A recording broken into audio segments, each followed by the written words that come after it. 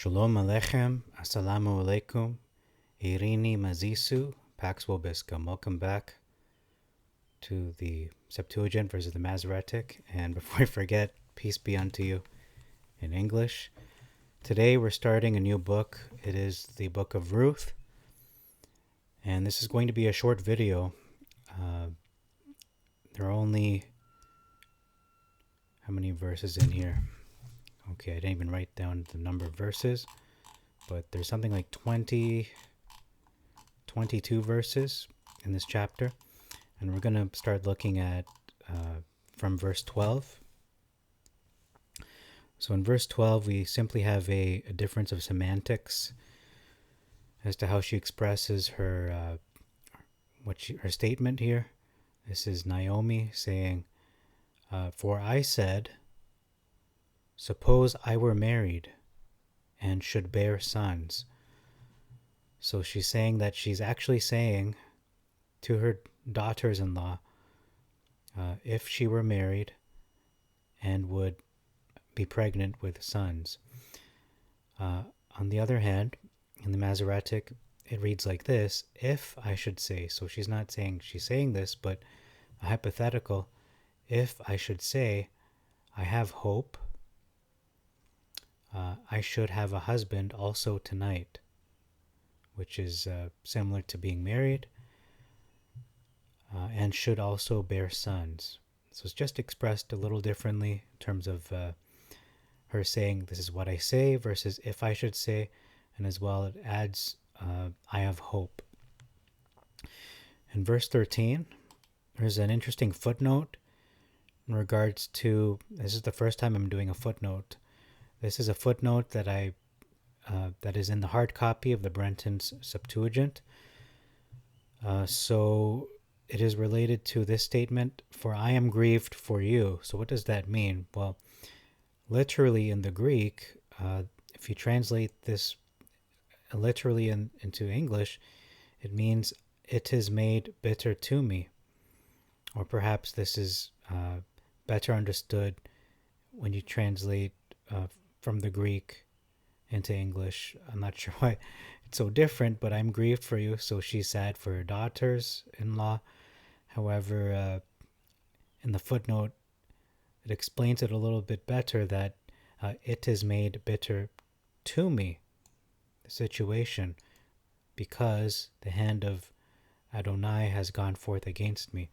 So why would she be grieved for her daughters-in-law as it relates to the hand of Adonai going forth against her?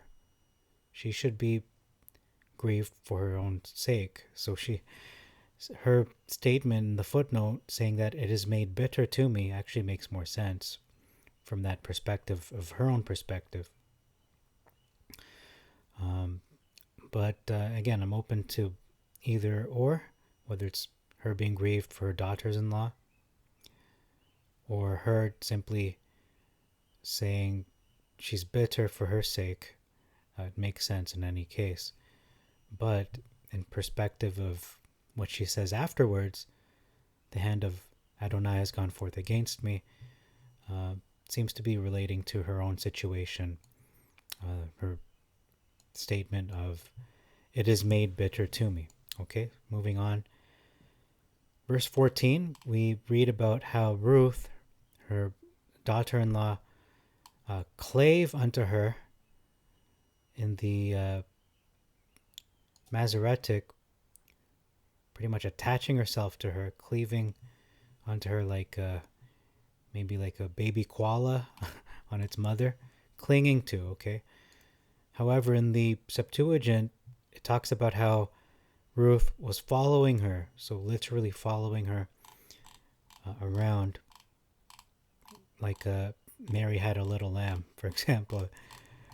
That makes more sense to me, that she's not literally cleaving to her, she's not attaching herself, her body to her mother-in-law, but she's following her. She's very loyal, like a loyal dog. And I don't mean that as an insult, I'm just saying as a positive, in a positive way. Verse 15, return you also, in the Septuagint, so do like your sister-in-law, like Orpha. Notice it's Orpha in the Septuagint versus Orpa in the Masoretic. So do like Orpha and return you also. So follow her example versus return you after your sister-in-law. So follow her lead. So it can be taken different ways, as in her Orpha's the leader, or simply just follow the example of your sister-in-law. Okay, I'm not going to dwell on that one too much. Verse 17. This one is a difference of the translator's insertion. So they insert in the brackets here or in italics. In the Masoretic, we'll read that first. So Adonai do so to me and more also. This is Ruth speaking. And more also, if aught, if anything, but death part you with and me. So if anything but death part you and me, that's in the Masoretic, versus if I leave you. So that's not really a difference in the text. It's more of the translator's understanding of the context of, to make sense of what this is, what is being spoken by Ruth. So this is just an interpreter's difference. Once again, if anything but death part me and you versus if I leave you. Okay, so I'm not going to harp on that one either. So Ruth's actions are the focus of the translator of the Septuagint, in this case Lancelot. Brenton versus the King James, I believe it would be Wycliffe or Wycliffe. I can't remember the other name of the individual besides Wycliffe. I think it was Tyndale. So their interpretation is that death should be the only reason that they would part. We have two verses, actually one last verse to look at, and this is our first significant difference in the book of Ruth.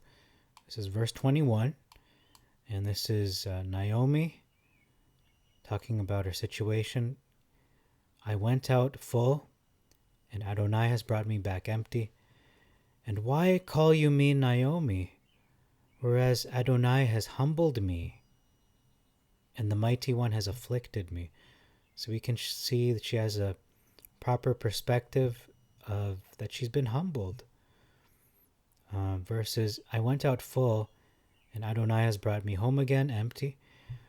Why then call you me Naomi, seeing Adonai has testified against me? So it's a lot harsher in terms of what Adonai has done to her. It's almost accusatory in tone. So let's look this up. It says Anna. So he's answered her, responded to, testified. Has many connotations, but testify is the one they used. So Adonai has answered her, but answered her in a way that has afflicted her, or I should say answered against her. So it definitely does sound more accusatory, that Adonai is dealing with her in a wrong way, perhaps, in the Masoretic. However, the Septuagint, we can see the perspective is not as accusatory, not even accusatory at all, because she's saying that she's being humbled and afflicted. So affliction and humbling seem to be synonymous in Scripture, but for whatever reason they are separated here. So she is being afflicted by the Mighty One, which has led to her feeling humbled. So the affliction is what she has lived through, but the humbling is her state, her emotional reaction, her physical state of being humbled. And so that's all I have for you for this chapter. Stay tuned for Ruth chapter 2.